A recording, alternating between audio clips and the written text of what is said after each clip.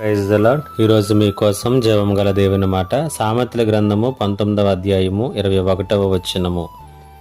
నరుని హృదయములో ఆలోచనలు అనేకములుగా పుట్టును, యెహోవా యొక్క తీర్మానమే స్థిరము.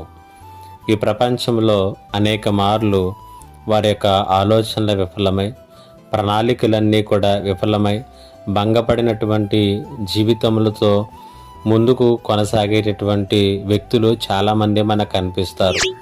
వారి జీవితంలో ఒక ఉన్నతమైనటువంటి ఉద్దేశాలను, ప్రణాళికలను కలిగి ఉన్నప్పటికీ కూడా వాటిని సఫలీకృతం చేసుకోవటంలో ఎక్కడో దిక్కుని భంగపడినటువంటి అనుభవాలు చాలా మందిలో మనము చూస్తూ ఉంటాం. జ్ఞానైనటువంటి సొలొమోను ఆ విషయాలన్నింటినీ ఎరిగిన వాడే ఇక్కడ తెలియచేస్తున్నటువంటి మాట, మనుషుల యొక్క హృదయములలో ఆలోచనలు అనేటువంటివి చాలా పుట్టవచ్చును, కానీ యెహోవా యొక్క తీర్మానమే స్థిరము అంటూ ఉన్నాడు. అయితే ఇక్కడ దేవుడు కూడా ఆయన రూపంలో, ఆయన యొక్క స్వరూపంలో నిర్మించుకున్నటువంటి మన పట్ల కూడా కొన్ని ప్రణాళికలను, ఉద్దేశాలను ఖచ్చితంగా కలిగి ఉన్నాడు.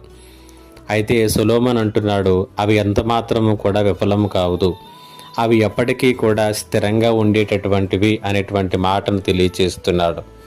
ఈ సమయంలో ఈ మాటలు నీకు తెలియచేయటం వెనక ఉద్దేశం ఏంటంటే, భంగపాటుకు గురయ్యేటటువంటి మన ప్రణాళికలు, మన ఆలోచనలు, మన జీవితాలను కట్టుకునేటటువంటి ఆలోచనలను ప్రక్కన పెట్టి దేవుని యొక్క ఉద్దేశాలను, ప్రణాళికలు వెతుకుతూ వాటిలోనికి మన జీవితాలు నడిపించుకున్నప్పుడు ఆ స్థిరమైనటువంటి ఉద్దేశాలలో, ఆలోచనలో మన జీవితంలో ఖచ్చితంగా మనకు దీవెనకరంగాను, లోకానికి ఆశీర్వాదకరంగాను, దేవునికి మహిమకరంగాను మన జీవితాలను తీర్చిదిద్దగలవు.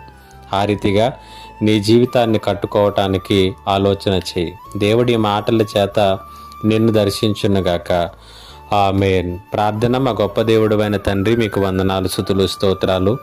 ఈ మాటల చేత ప్రతి ఒక్కరిని బలపరచమని, నీ ప్రణాళికలు వెతుకుటకు ప్రతి ఒక్కరిని బలపరచమని యేసు నామములో అడుగుచున్నాను తండ్రి. ఆమేన్.